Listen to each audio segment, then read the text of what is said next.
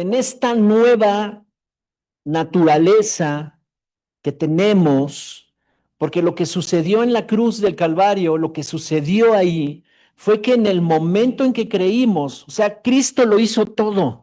Jesús fue a la cruz hace 2000 años y quedó ahí toda la obra completa. Y Dios lo elevó a los lugares celestiales y ahí está disponible la salvación, está disponible la justificación, está disponible el nacer de nuevo, está disponible la sanidad, la prosperidad. Todas las riquezas de su gloria están disponibles en esa obra maravillosa que vino y rompió con el pecado y pagó toda la deuda por todos los pecadores. Ahora, cuando nos enteramos de ese mensaje y cuando creemos en él y lo recibimos por fe y entonces le decimos que sea nuestro Salvador, sucede en las regiones espirituales algo impresionante,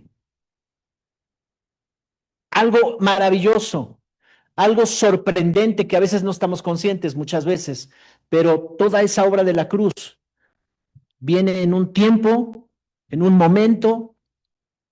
No es que sucedió hace 2000 años y se quedó allá, sino que subió a la eternidad y en la eternidad está disponible en un acto de fe, en un momento de fe, cuando tú lo hablas, cuando tú lo declaras. Todo aquel que declare con su boca que Él es el Señor será salvo.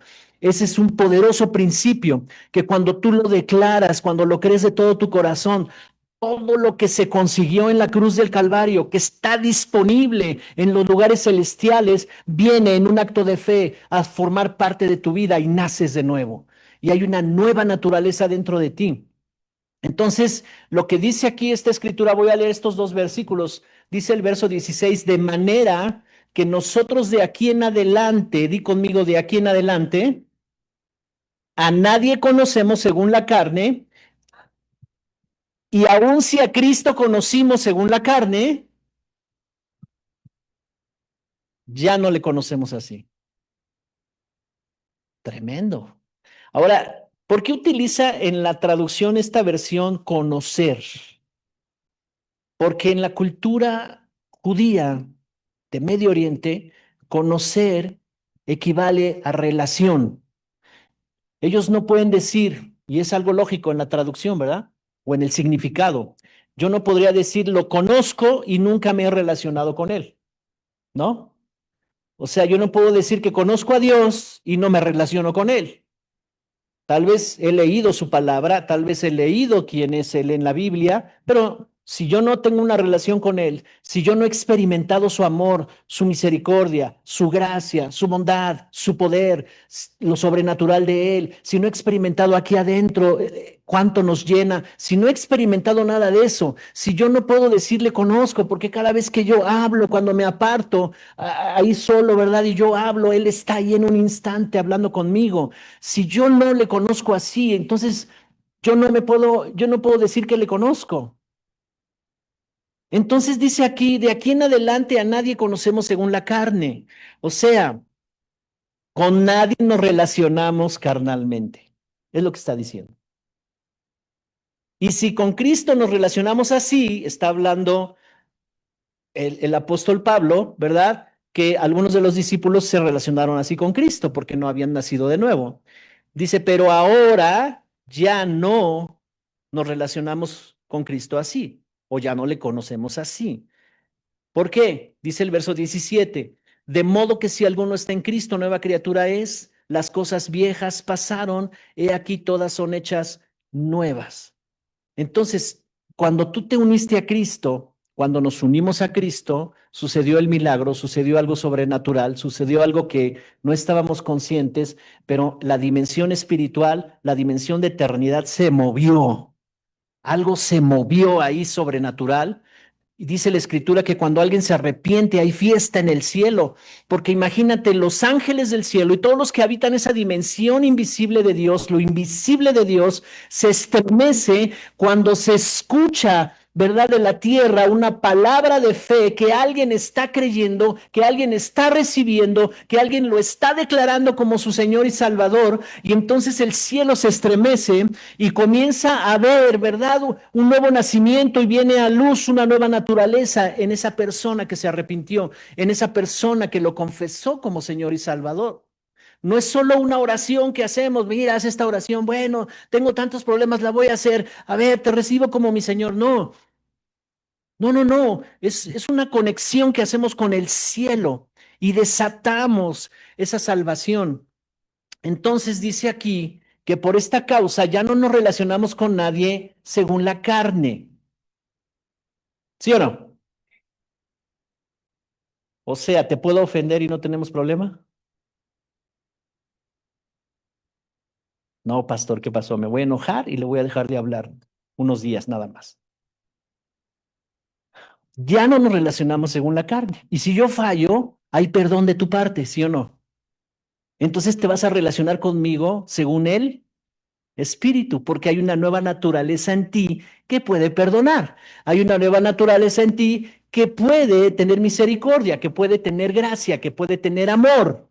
Hay una nueva naturaleza en ti. Las cosas viejas van pasando. Antes era el rencoroso Ramírez, no, Rodríguez, y ahora ya no, ¿verdad? Ya no soy rencoroso porque ya me relaciono contigo según el espíritu, no según la carne. Porque dice aquí que cuando alguno ha llegado a Cristo, se ha unido a Cristo, ha creído en Cristo, ¿verdad? Dice que es una nueva criatura y las cosas viejas pasaron. He aquí todas son hechas nuevas. Ok, entonces, ¿qué sucedió en el pasado? En el pasado de nuestras vidas, lo que dice aquí la carne, cuando nosotros nacimos y éramos bebés, o a lo mejor no te acuerdas, nadie se acuerda de cuando es bebé, pero cuando empezamos a vivir nuestra infancia, escuchamos palabras, tal vez hubo acciones según el contexto que vivimos cada quien, pero te voy a poner un ejemplo un poco extremo. Alguien que nació y que creció con mucho rechazo, que sus padres pues se separaron, no les importó tu vida, eras un bebé y luego un niño que vivió con muchas carencias, muy golpeado, muy violentado, tal vez abusado. Todo eso devaluó tu identidad y tu dignidad. Y creciste o creció esa persona pensando que no valía, pensando que no era útil, pensando que había otras personas más valiosas que él. Y eso el enemigo lo usó para meter complejos, traumas y maneras de pensar en las personas o en esa persona, haciéndole creer que nunca iba a lograr nada en la vida y se detuvo su potencial y se detuvo, se limitó su propósito. Y creció con todas esas carencias emocionales, ¿verdad? Con vacíos de amor, con vacíos de aceptación, con vacíos de seguridad, con vacíos de dignidad, porque pensaba que no tenía valor. Dignidad habla del valor que tienen las personas, del gran valor que tiene una persona. Ayer hablaba con un grupo, con algunos jóvenes que estamos iniciando un grupo allá en Xochimilco, y les preguntaba, ¿cuánto vale una persona? Y tal vez no habían pensado en eso, en esa pregunta, ¿verdad? ¿Qué preguntas hace el pastor? Pero las respuestas me gustaron porque todos estuvieron de acuerdo en que no había algo. Algunos dijeron, bueno, su educación, ok, eso le da valor a una persona, sus valores, sus principios, eso puede darle un valor a una persona, pero eso no quiere decir que vale más que el otro que no lo tiene. Tendrán mejores resultados en la vida, ok, pero no vale más que el otro. ¿Me explico? Porque el valor, ¿quién lo determina? La estima, ¿quién la determina? La dignidad, ¿quién la determina?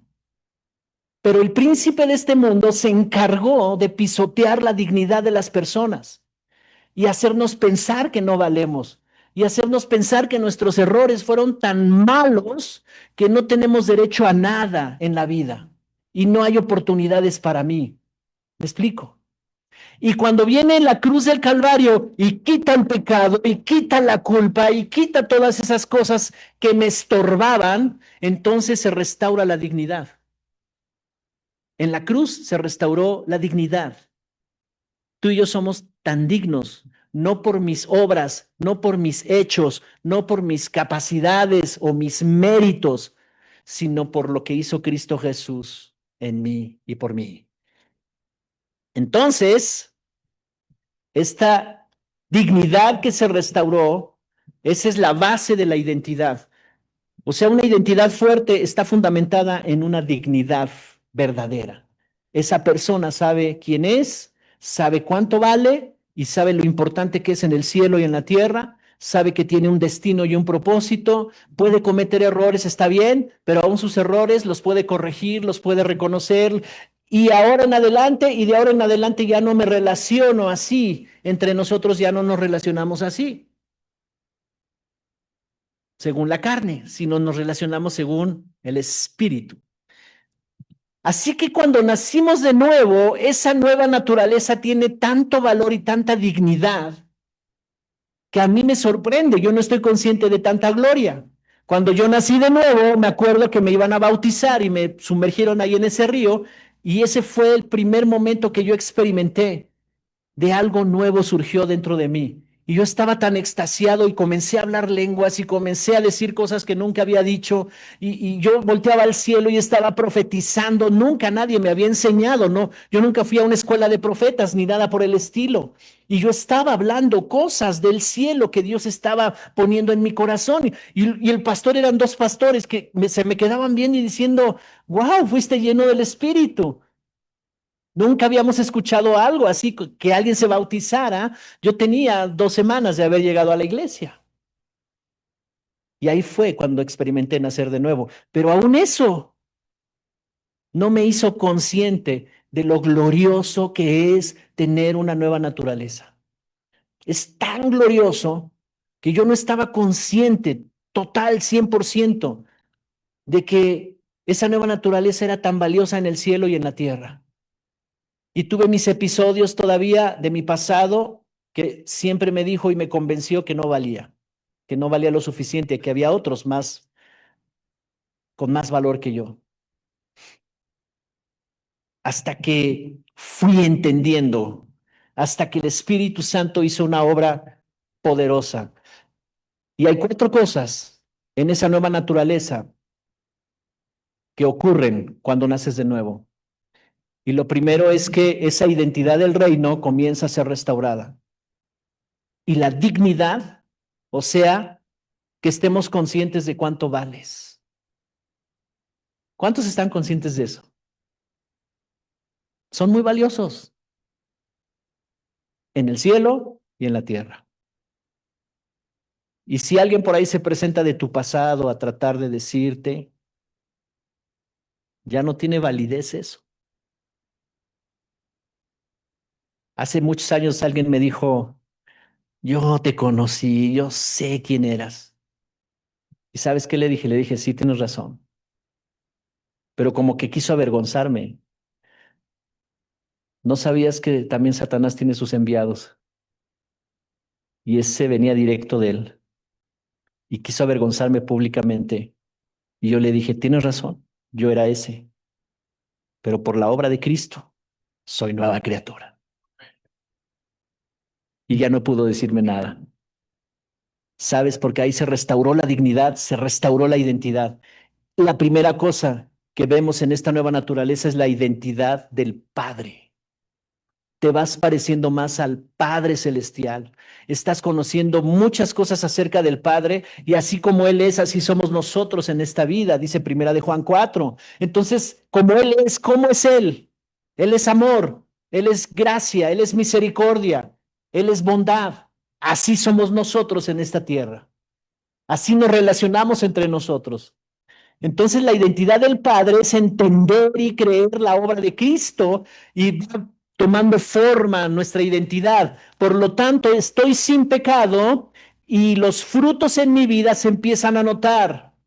Al estar sin pecado, ya no tengo la culpa que tenía de mi pasado, entonces la dignidad comienza a ser restaurada en mí y comienzo a pensar acerca de mí mismo cosas correctas. Ya no pienso mal acerca de mí, ya no siento vergüenza por las cosas del pasado, ya no estoy pensando avergonzándome de mí mismo, de las cosas que me pasaron, de lo que me hicieron o de lo que yo hice en mi pasado. La obra de Cristo se llevó todo eso.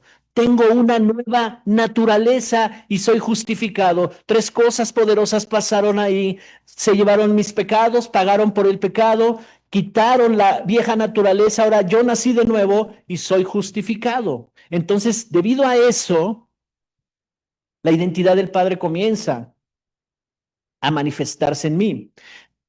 Y después viene el corazón del Padre. El corazón del Padre comienza a proyectar amor, comienza a proyectar misericordia, verdad. ¿Cuántos tienen el corazón del Padre? Aquí tengo un texto.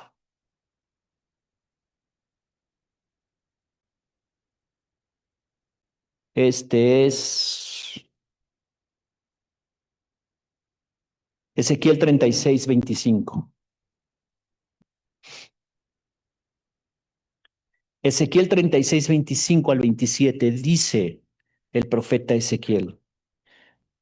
Qué tremendas palabras hablan los profetas del Antiguo Testamento porque se cumplieron en Jesús. Y dice aquí Ezequiel 36:25, la versión Reina Valera 60. Voy a leer la versión contemporánea, que es muy parecida a la 60.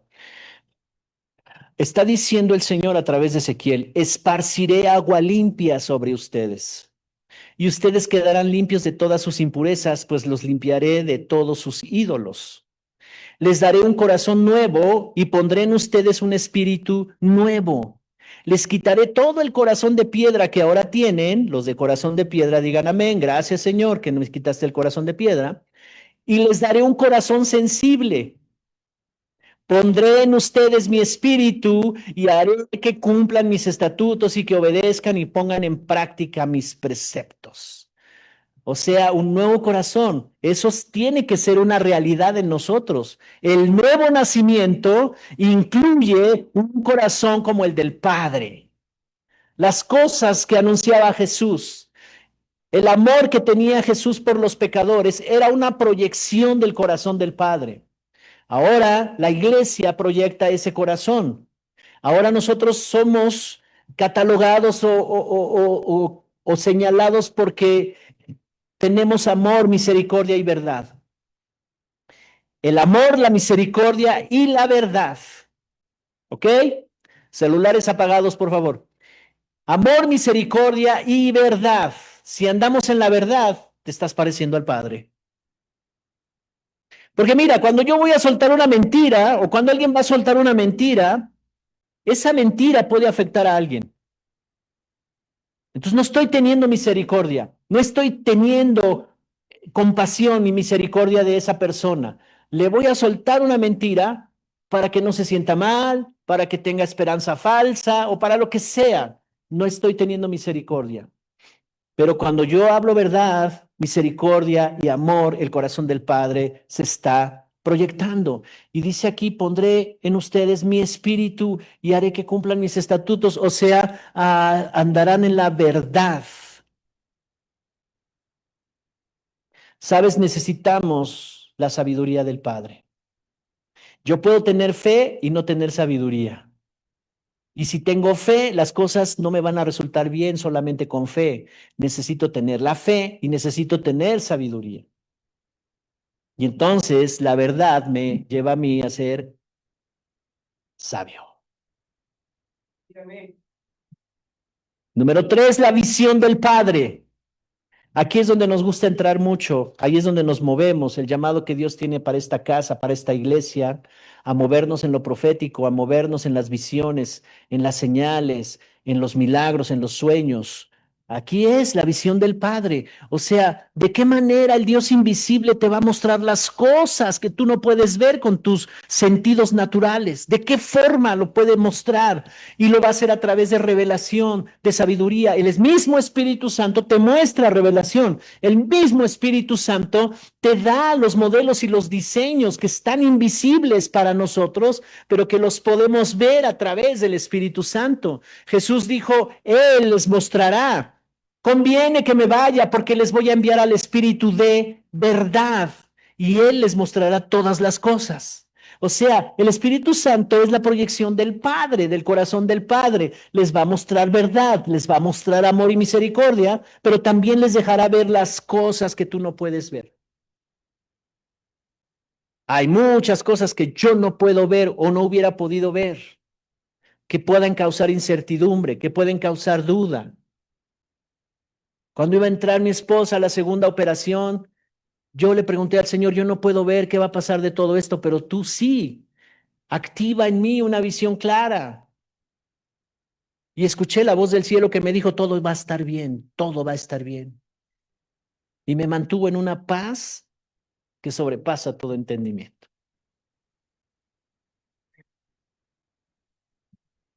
Visión del Padre. Pero sabes, esa nueva naturaleza también nos imparte la mente de Cristo, la mente de Dios. Imagínate cómo es la mente de Dios. Hace poco vi un reportaje de un coreano, Corea del Sur. No me acuerdo cómo se llama, pero terminaba en Chin. Pero este amigo, con el coeficiente intelectual más alto de todos los tiempos. Haz de cuenta que Einstein tenía como 160, 170. Y este cuate tiene 260, 260. Impresionante. Y sabes, está diciendo, he tenido un encuentro con Cristo. Esa es la verdad más grande que pudiéramos nosotros conocer.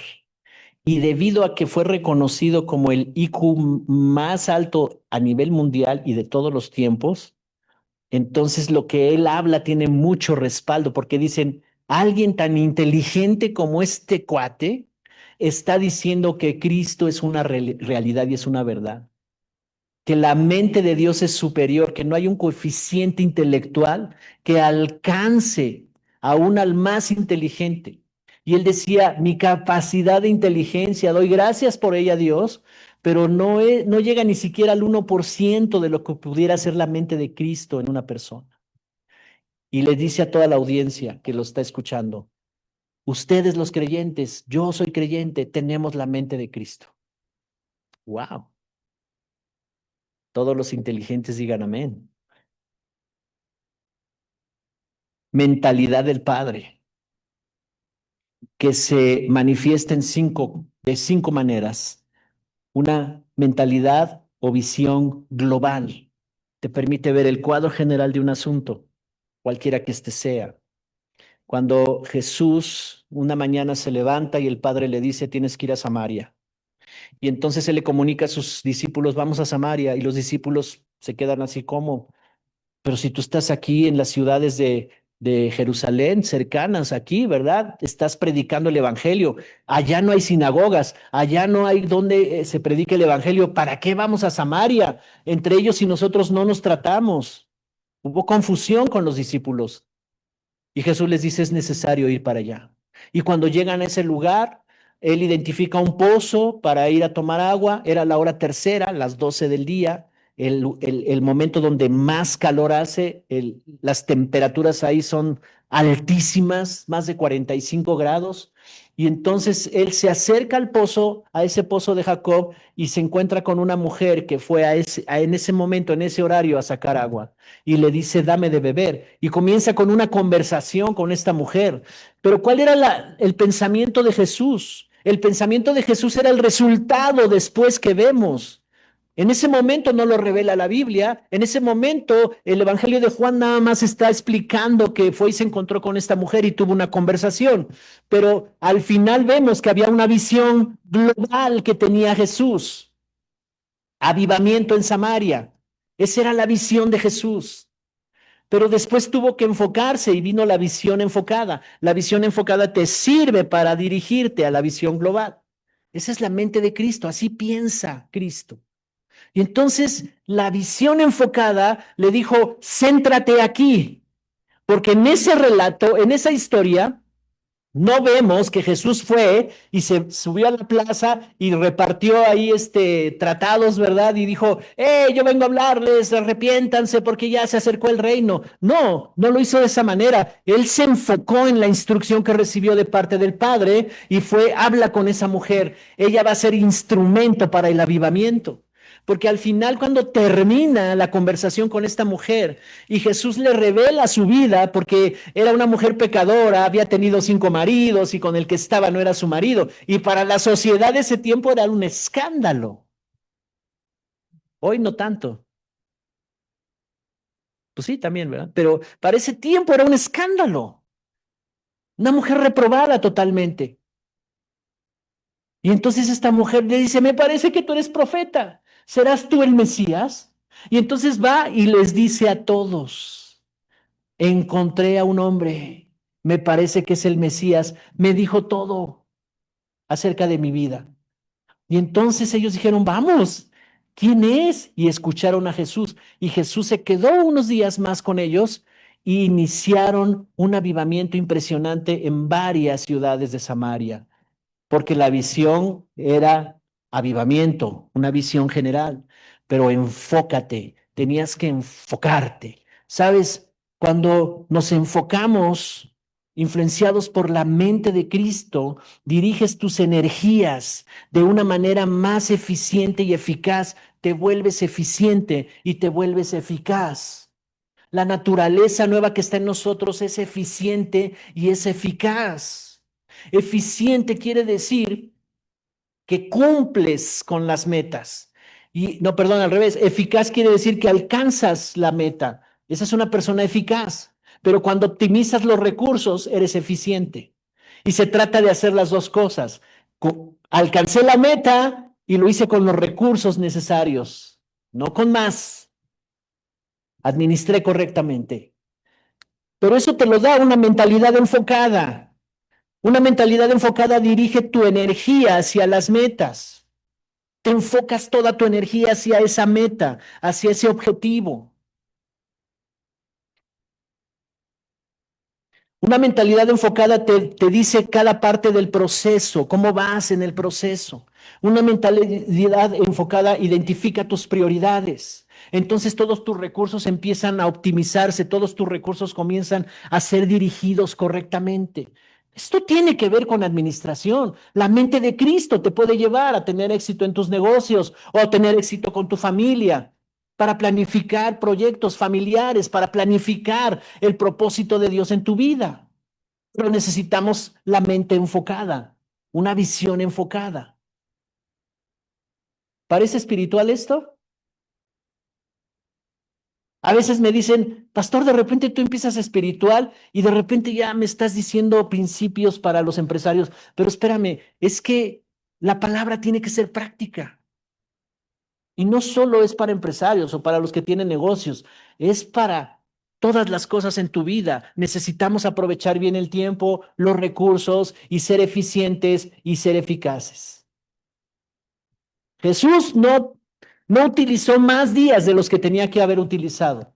Jesús no ocupó más fuerzas ni recursos de los que tenía que utilizar. En el tiempo, en los días y en el momento adecuado, hizo lo que tenía que hacer y fue eficaz y fue eficiente y de repente, ¡fum!, ya estaba el avivamiento. 10 ciudades de Samaria estaban en avivamiento. Las multitudes se volcaron hacia Jesús. Mentalidad enfocada.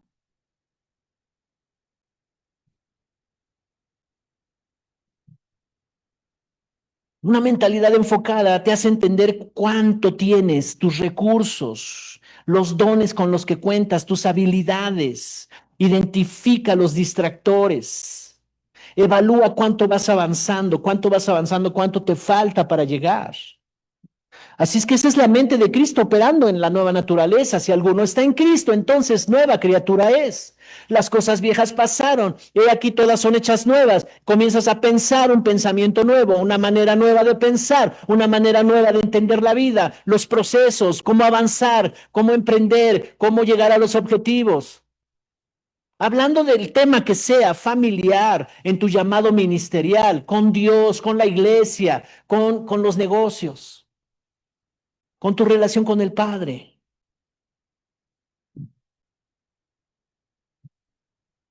Enfoque es importante. Di conmigo, enfoque es importante. Ahora, cuando se conecta el enfoque de Dios con el enfoque que estoy teniendo, ahí opera lo sobrenatural. El favor empieza a impulsarte. Empieza a impulsarte personas, conexiones que tú no ni siquiera imaginabas que existían, de repente, ¡rum!, llegan a tu vida. porque estás conectado con el plan, con el propósito, con el destino, con la mente de Cristo, y entonces el enfoque te dice, aquí está la oportunidad, aquí está, dale. Y comenzamos a vivir lo sobrenatural. ¿Sabes? También habla de la visión realista.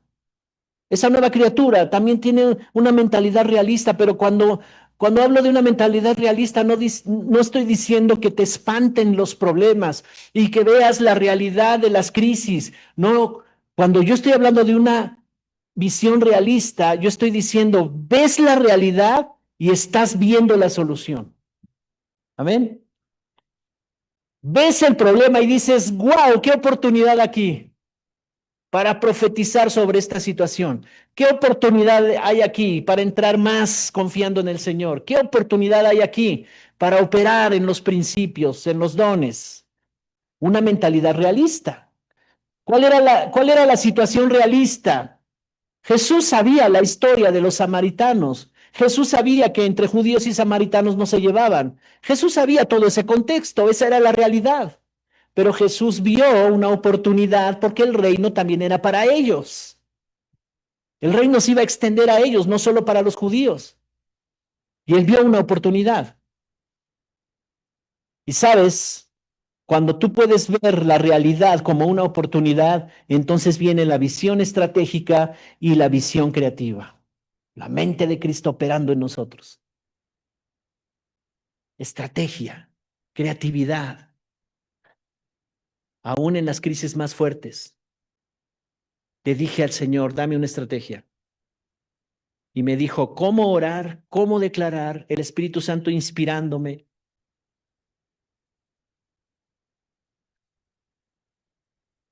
Algo muy chistoso me dijo el Señor, ella te va a correr y te va a decir que te vayas. ¿Cómo? Sí, que te vayas a tu casa a dormir, que no te quedes ahí en el hospital. No necesitas quedarte en el hospital. En el hospital ni vas a poder estar conmigo, ni vas a poder orar, ni vas a poder hacer lo que yo quiero que hagas. Y ella estaba saliendo de la cirugía. Entonces, las primeras palabras, abre los ojos y me dice, vete a la casa. Confirmación. No necesito que estés aquí. Mira, aquí hay todo un ejército de personas cuidándome. No necesito. Me voy a quedar un rato más. Ya que se quedó dormida y todo, ya me fui a la casa y, y me metí con el Señor. Fue la estrategia. Ahí yo no podía hacer mucho, pero en mi casa sí pude hacer mucho. Fueron días sin dormir, pero no me pesó porque, porque estaba conectado con Él. La estrategia. Hay veces que Dios te da estrategia para orar, estrategia para hacer cosas, estrategia para hacer números, para administrar, para negociar. Estrategia. Amén.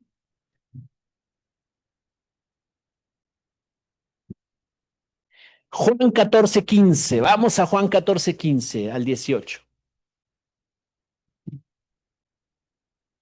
¿No es maravilloso estos cuatro aspectos generales de nuestra nueva naturaleza? ¿Verdad que sí? Ahí luego le sacas la foto. Bueno, aquí en este cuadro de acá, para completar todo, puse cuatro cosas que todos tenemos. Esta nueva naturaleza se va a mover en estas cuatro cosas que todos tenemos. Nada más que no todos nos damos cuenta que ya las tenemos. Uno es el potencial. Todos tenemos potencial. Todos tenemos habilidades, capacidades. Y cuando todo esto se conecta con tu potencial, tremendas cosas vas a lograr. Los segundos son recursos. Todos tenemos recursos. Todos tenemos recursos. Cuando tú te convertiste en hija de Dios, en hijo de Dios, te convertiste en heredero de todos los recursos. Todos tenemos recursos. Lo tercero es que los ambientes son los apropiados. Todos podemos movernos en los ambientes apropiados. Tú eres cambiador de ambientes. Y lo cuarto es que todos tenemos oportunidades. Y la clave es que cuando operas en la mente de Cristo, ves las oportunidades. La mentalidad realista te permite ver las oportunidades y te permite entender aquí hay una oportunidad, la voy a aprovechar. Las épocas de mayor beneficio que yo he tenido han sido épocas de crisis. Cuando hay crisis, cuando parece que nada está resultando bien, el Señor me dice, cambia la perspectiva y ve la oportunidad que está aquí. Y entonces veo oportunidades. Amén.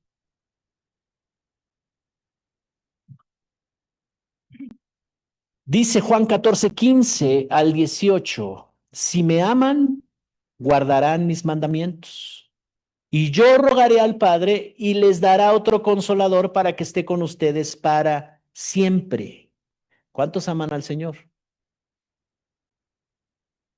Dice el verso 17. Este es el Espíritu de verdad, a quien el mundo no puede recibir porque no le ve ni le conoce. Pero ustedes lo conocen porque permanece con ustedes y está en ustedes. No los dejaré huérfanos, volveré a ustedes.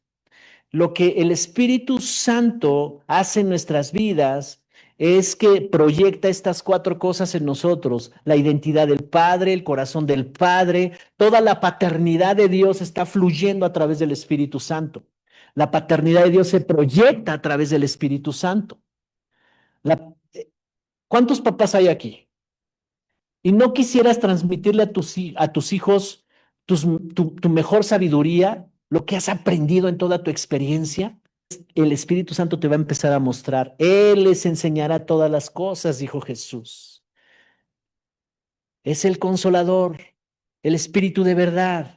El mundo no le puede entender ni recibir, no le conoce, tiene que nacer de nuevo.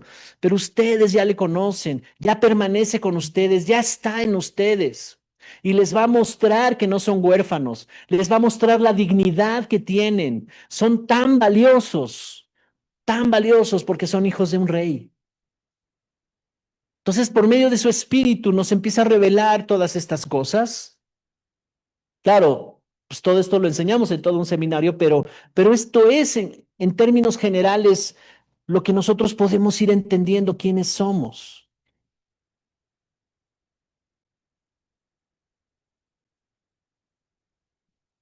Primera de Juan 5:4. ¿Alguien puede tener certeza que si opera en estas cosas en la mente de Cristo puede vencer? ¿Sí? Tenemos la victoria, ¿no? Entonces la clave es ejercitarnos en cómo piensa Él, cómo es la mente de Cristo. Él nos imparte de esa mentalidad, Él nos traslada esa naturaleza. Por eso Pablo dice, es que nosotros tenemos la mente de Cristo. Primera de Juan 5:4 dice, porque todo el que ha nacido de Dios vence al mundo. Y esta es la victoria que ha vencido al mundo, nuestra fe. Así es que nuestra fe es la que nos ha dado la victoria. Todas estas cosas ya están en ti y por fe aprendemos a activarlas y a desarrollarlas. Cuando tenemos una comunión con el Espíritu, cuando tenemos una relación con Él, por eso empezamos diciendo, ahora ya no le conocemos según la carne, o sea, antes según la carne yo tenía una religión y yo tenía una idea de Dios y yo quería relacionarme con Dios de una manera carnal y no podía, no lo entendía. No me eran reveladas estas cosas. Pero después vino el nuevo nacimiento, después vino Cristo a la salvación de mi vida y entonces comencé a entender que con Dios nos relacionamos de una manera distinta y ahora le conocemos según el Espíritu, porque es el Espíritu el que nos da a conocer al Padre. Todo el que es nacido de Dios vence al mundo y esta es la victoria, nuestra fe. Así es que tú lo que escuchas del Espíritu Santo es la victoria está contigo, eres vencedor. Les hablaba la historia de Gedeón, ¿se acuerdan hace rato en la mañana? Y les decía que pues, este era el más pequeño de todas las tribus, el más pequeño de los más pequeños, porque él se dice a sí mismo, se le presenta el ángel del Señor y le dice, un esforzado y valiente. Y yo me imagino a Gedeón, inclusive hablando así, ¿a quién le dices eso? Porque estaba en una situación difícil. Las tribus de los más temerarios, ¿verdad? De los de la tribu de Madián, era un pueblo sangriento, ahí lo describen como sanguinario esos cuates. Y llegaban y sabían el tiempo de la cosecha de los judíos y llegaban en ese tiempo a arrasar con todas las cosechas. Entonces los judíos, los hebreos, tenían que cosechar rápido, guardar y subir a las montañas y esconderse en las cuevas. Y ahí estaba Gedeón guardando el trigo en unos costales para esconderlo en las cuevas. Allá estaba ahí arriba. Y esto era año tras año, tras año, tras año. Todas las cosechas eran arrasadas por los de Madián. Y llegó un momento en que Dios dijo, hasta aquí, los voy a liberar. Fíjate nada más cómo estaba luchando Dios con ellos, porque ellos, por otro lado, estaban adorando a otros dioses y se habían olvidado de Jehová de los ejércitos, del Señor Todopoderoso. Y entonces tiene que levantar a uno más entendido, aunque en ese momento no entendió. Y el ángel del Señor le dice, varón esforzado y valiente. Y él dice, ¿a quién le hablas? ¿Eres tú el Señor? No, yo soy un enviado de él. Y he venido a decirte que tú vas a liberar a tu pueblo. ¿Cómo? Eso no es posible. Pero sabes, cuando él le dice varón esforzado y valiente, le está diciendo lo que el cielo piensa de él. Y él está entendiendo mal porque él piensa de sí mismo, ¿cómo? Si yo soy el más pequeño de las familias más pequeñas, de la tribu más pequeña, ¿por qué no escoges a otro? Yo no soy ni guerrero. Y el ángel del Señor le está diciendo, tú eres un tremendo guerrero y tú vas a liberar a mi pueblo. Y cuando leemos esta historia en Jueces capítulo 6 en adelante, vemos la victoria tremenda que Dios le dio al pueblo de Israel porque restauró la dignidad en uno que no pensaba que él podía ser el libertador de su pueblo. Así es que cuando Dios te hable cosas que rebasen tu capacidad, porque así nos habla Dios, cuando Él te habla, sus pensamientos son grandes, son altos.